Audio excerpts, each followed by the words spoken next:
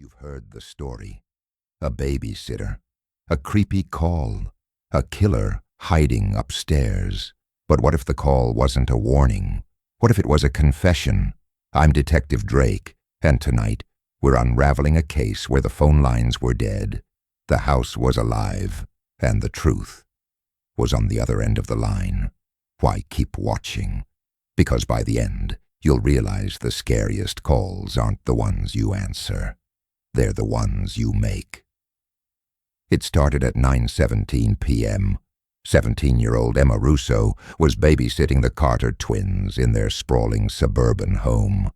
At 9:23, she called 911, whispering, "He's inside the house. I hear him in the walls." By the time police arrived, the house was empty. No Emma, no twins. Just a phone left hanging on the kitchen wall, still buzzing with static. I stepped into the Carter home, and the air smelled like burnt sugar and fear. The audience, you, were with me as I searched. Remember when I opened the closet under the stairs?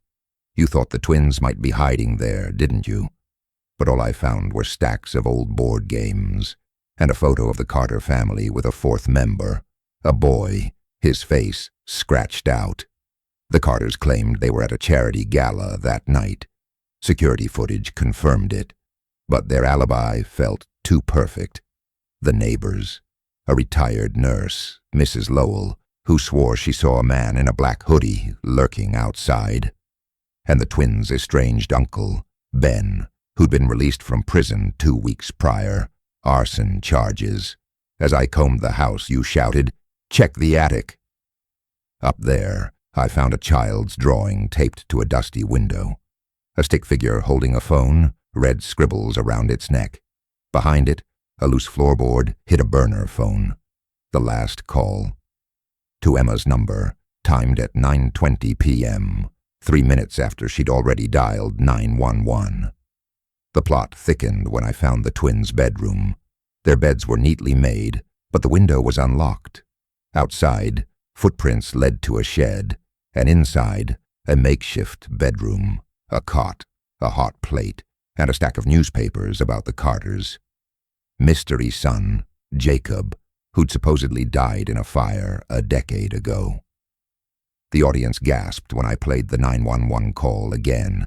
Beneath Emma's panic, a faint lullaby played in the background. Twinkle, twinkle, little star. The same music box I'd found in the shed.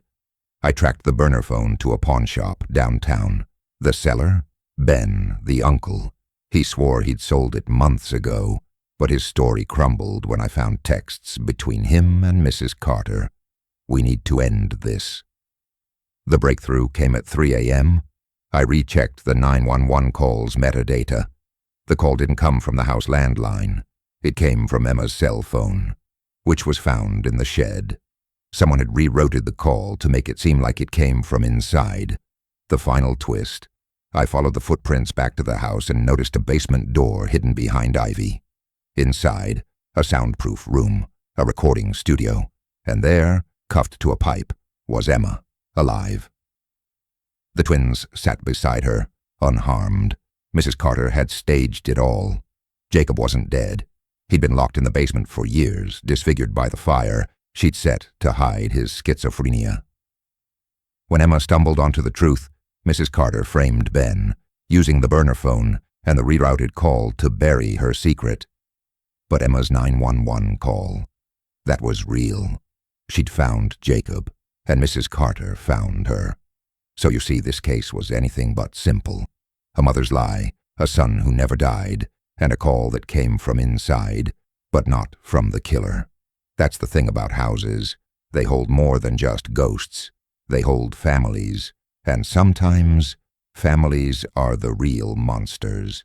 The Babysitter's last call was just the beginning.